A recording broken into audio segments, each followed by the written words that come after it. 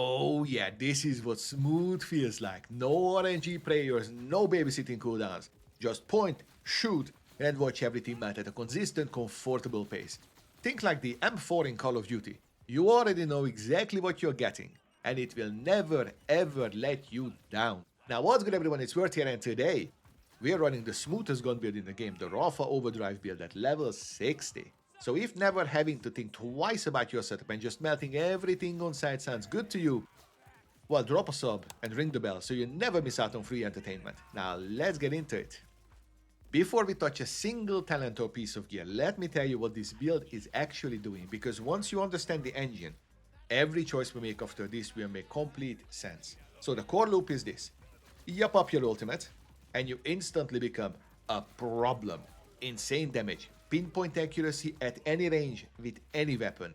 Just hit it, and everything dies. The core driving force behind that is Soltado, Jaque, and Dancer all working together, stacking your overdrive skills to a level where the whole thing just goes stupid. Now here's what makes the level 60 version different though, and this is what most people sleep on. Overdrive talents, and pretty much any talents, they have hidden caps. Damage resistance tops out at 99.5%, accuracy and handling at 99.9%. So there's a ceiling, and how fast you hit it or how fast you want to hit it depends entirely on what weapons you're running. That's why balance is everything here. Temerario, for example, gives us a lot, but it comes with an accuracy penalty, and we want to offset that as fast as possible. So we deliberately invest more points into accuracy than what you would normally expect. And some of the damage talents, we're just gonna let those go because the difference between 400% and 450% additive damage is basically nothing, but picking something like a fire rate or some other quality of life talents that you will actually feel. And what all that means in practice is that weapons that used to feel like an unmanned fire hose, I'm golden god, I'm looking at you, my pretty perfect example, well, now they're just gonna behave like tamed little kittens. We take Temerario guilt-free, no downsides, no trade-offs. Everything in this build either gets you into overdrive faster, or makes absolutely sure that when you're in it, nothing survives long enough to be a problem. So let's get into the talent tree, and I'm gonna split this into 3 buckets to keep it crisp, clean, and swift. The first ones are all the talents that will boost your damage in overdrive. Well, that's gonna be your barrage, which is for your splash damage, Temerario for your gun damage, the thrill and deadline, that's gonna give you fire rate, and brain dump for your crit chance. Now I'm gonna leave a quick calculation on the screen right now so that you can see how much stronger these talents are gonna get with Dancer, Soltado, and Jaque all working in unison together like a beautiful harmony. Or symphony? Symphony. But look, before you come at me in the comments, I know that there is a valid argument to take as Soldado instead of Brain Dump. This is especially true for bossing because it will result in an extra 187% gun damage. I just prefer the 94% base crit because right now, with how strong the guns are, everything just dies in a couple seconds anyway. These are your bucket 1 items. These are going to be your core DPS talents. But then we got bucket 2, where we're also going to pick up some utility ones. Specifically, we're going to start with Las Juras for some ammo regeneration, El Centro for your gun handling, Resiliencia for your damage reduction, and Deadline will also give us some crazy reload speed, so it kind of dips into both buckets. These 4 are gonna get your full benefits from Overdrive as well, so the final numbers are up on the screen right now. I want to give a special shout out here to an optional talent that you can take, which is La Garza. That will give you 75% of gun and action skill handling. Action skill handling we don't care about, but the gun handling is instant in Overdrive, which means that depending on what weapons you're using, it can be a really strong quality of life contender, because what will happen is that for guns like the Golden God or automatic rifles or Reaper guns that has a strong ramp up, a high fire rate and a lower accuracy, you will need to wait until El Centro actually takes over the accuracy and it becomes precise, which will take about 5 to 10 seconds.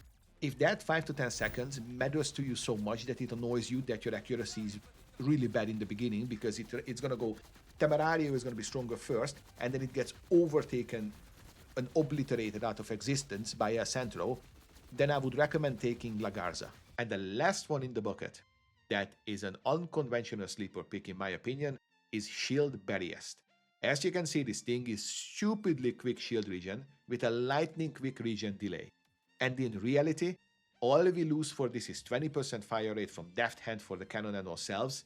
To me, that's a no-brainer quality of life option. But now, let's tackle the third bucket. We got the remainder of the points that are necessary, are fillers, but we kinda have to take them up, and we wanna take them up, right? So first we got Juerga. This one, we just need to make sure that the crits are restoring our action skill cooldown. And of course, Soltado, Jaque, that will rocket our overdrive skills. Then, we also take El Valiente, or as I like to call it, El Vertiente, that will boost our overall damage dealt. And then 1 point in metal management, because it really is just a nice to have talent for sticky stacking. And look, I mean, it doesn't really, it's only 1 point, right? Now look, I also wanted to make sure that I mention that if you can't be bothered resetting your action skill via Repkit, then a few points in mate instead of deadline, it could be a nice alternative. You will sacrifice some damage, but this will largely depend on what kind of content you're farming. I would say, if your action skill only runs out once during an encounter, it's not worth it because you can just go and then you're right back into it. But if it's more than that, it'll start making some sense sacrificing that damage. For the augment and the capstone, you're looking at the OGs, Instinto while mobbing. That will extend your duration of your action skill as much as possible. And then BBD, Bullet Buddy Deluxe while bossing, so that you can have some infinite ammo. For the capstone, well, I only got the rockets, so, you know, take it or not, it's all good. Now, with all of these out of the way, let's have a look at what gear we should be rocking, and we're gonna start with the most important piece of our puzzle. And of course, that's the class mod. And of course, for the class mod, it is Dancer. I'm sorry to be fucking boring, but it is leaps and bounds better than anything else, and it remains on top. For the implicit, I would actually say action skill duration is going to be your absolute best in slot, because everything, and I mean everything, hinges on having your cannons up and ready to go. As for the talents, the best ones are going to be 1 point in Soltado, 5 in Temerario, and 1 in Sustainable Energy in my opinion. The extra healing that you can get in Overdrive is going to be better than the Trial. And for the weapons, I got good news. This build is an absolute amplifier. Almost anything will work. Of course, Scoot and Shoot, Roulette, Crazed Earl, and the Golden God are just the ones that comes into my mind off rip. The first three are just generally stupidly OP right now, and the Golden God is tailor-made for Rafa. They complement each other perfectly. Now for the rolls, you always want to make sure that you get at least some Jacobs, right? Wherever possible. That'll help a lot with AoE DPS, and with overall, because of the way that the ricochet works, it just becomes insane. And for the shield, I would generally recommend getting Guardian Angel with Amp and Capacity, or Turtle if you can get lucky enough.